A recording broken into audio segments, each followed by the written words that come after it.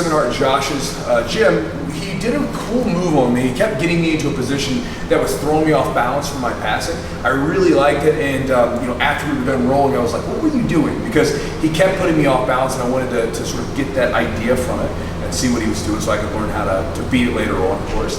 But while he was here, I wanted him to show it to you guys because it's not something I really play, so it might be something that is new to the channel that might work for you. So Josh, show us what we were doing, bro. All right, sweet. So basically what happened was about a year and a half ago, maybe even 2 years at this point, I was losing at black belt. I was feeling very disconnected on bottom with some of the good black belts I was fighting.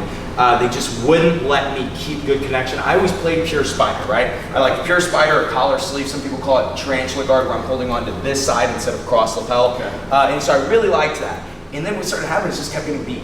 And it was frustrating, so I needed a way to get to what I would consider a stronger guard. So what I usually think of the stronger guards, really like sit-up guard, koala guard, something like that, where I can be powerful and get to my legs again, or when I'm underneath your hips in a guard, right? Sure. So it's tough though when guys want to stand and pass, and I'm trying to get under you. You're like, how do I elevate? How do I get under? Right. So what I found is first up by just playing cross sleeve, and a lot of times I like to play foot on the hip, and what that does is it gives him a little extra reason to hip in. I want him to try to deadlift, to be honestly, because as he goes to deadlift, as I push my hips to the air, I get a lot of mobility in my hips, and I can do what's called dipping my knee, and we go into K-guard. So what happens from here is as he starts to deadlift, I dip my knee underneath and I've opened up all this space. I'm not worried about getting back stepped here because I still have this. I could matrix if I wanted to from this position,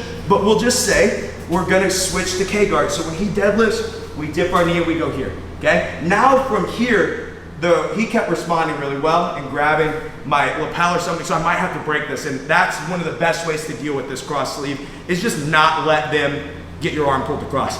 Once your arm gets across though, I can use this knee and I can start to knock him this way, okay? And so what I'll do is I'll change my angle just a little bit so I can show this position, but instead of trying to attack an ankle lock, if I attack an ankle lock on Chewy here, he's gonna drive his foot to the floor and come up, and he's probably gonna smash, right? So, what I'm gonna do instead is I'm gonna kind of extend him away. I want to always think about getting to the end of the foot to finish a straight ankle lock, and I'm gonna cheat just slightly, okay? So instead of just trying to kick away and come up, what I'm gonna do is I'm gonna bring his toes to my armpit and then turn his heel into my rib cage and grab my lapel. You can feel that, right? Yeah, it's way tighter. His butt wants to go down, right? It just makes sense. As I extend and I start to turn this, especially as I lean that way, it'll make his butt go down. If not, I could even reach and grab this pant leg and make his butt go down, okay? So now from the finish, we'll cut this angle. As I knock him over and I get here, you can actually, we always call this a legal heel hook, even though it's not. You can do this. I don't do it in competition anymore. I get worried about getting DQ'd with it, but you can grab and actually grab this material. You'll see Mikey Musameshi and Isaac Dordeling do something really similar to this.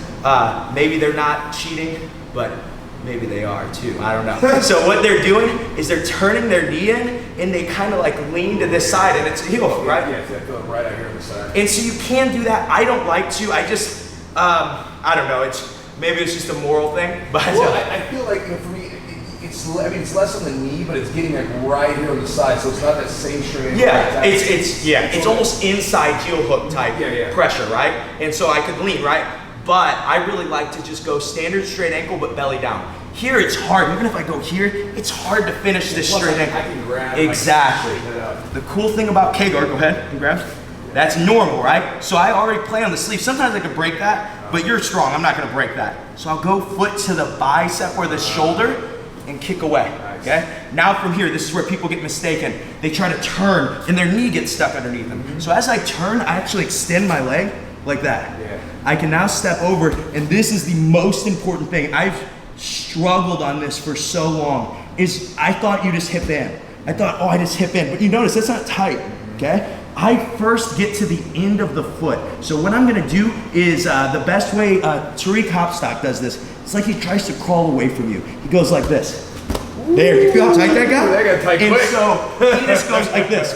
With this grip, that's important. I don't let my hand get low. He goes up, and then if he needs it, you'll go head to the floor, and then you'll put your hips in like so. Dude, do it again, because I tapped out quick to that. I was like, whoa. I know, it gets really tight, right? Real fast. And so as I go here, I think the best way to say it is you're trying to pull the foot off the rest of the body, okay? So I straighten this leg so I can get up. I come here, and if I try to hip in, it doesn't work. So I post my hand and I crawl away. Already it's tight, right? So now to finish, I could post my head, or I try to slide my hips to your ankle, if that makes sense. Not to your knee, that's not tight. But to your ankle, and it gets really tight. Honestly, I love that ankle lock. It's simpler to learn. The other standard ankle locks, learning how to get the elbow position where you're supposed to have it, I find to be really hard for new guys. But since you're in K-guard, you know you can control the leg with one instead of being in a standard single leg X. I find that it works a lot better. It's easy to learn. Maybe the K-guard position is harder, but actually just if you want to start falling back for ankle locks and just tucking your leg. It's great control. It is such good control. Let's go through one more time. Of course. It was good. Okay, so again, we have a lot of different reactions, but I think honestly the most standard one is foot on the hip. He deadlifts, we dip underneath, and we knock him this way. Now from here, as I extend, look how I catch his heel. Just like this, his heel is caught, okay? He thinks, sometimes people think that they can like turn out of this, but honestly, with this grip high, if I'm here, he could turn out, right? He's getting his foot free. But here, it doesn't happen. And now from here, I can just start to get up to my elbow and knock him to his butt. Now to finish, I begin rolling this way. Remember, I get my knee out of the way by extending. Coming here, get to the end of the foot first, it's already tight, and then I start to hip in, and I get the tap. So if you enjoyed that video, there's a cool move. So like when I was rolling with him, he kept getting to that position and throwing me off balance, and he kept going for that ankle. And the bite on the ankle was really tough for me to get out of. So I like the move, so super effective. Give it a try if you play those kinds of positions, or if you're maybe trying to play some sort of open guard if the person's standing. Josh, if people want to find you, what's the best way? I always recommend my podcast, the I Suck at Jiu-Jitsu show. That is where you're going to find what makes me me, or makes me unique, which is my approach, my thought process on how to train Jiu-Jitsu. Okay. And so that's what we really discuss there. If you guys just want to see what my team is doing, maybe you guys saw that we were at my gym earlier in this week, and you want to see what the team's doing, you can check out my Instagram at the Josh McKinney, and I always give updates on the team. That's mostly what I post about on my Instagram is some jiu-jitsu stuff, but mainly how the team is doing. And so if you guys want to follow our journey, you can do that too.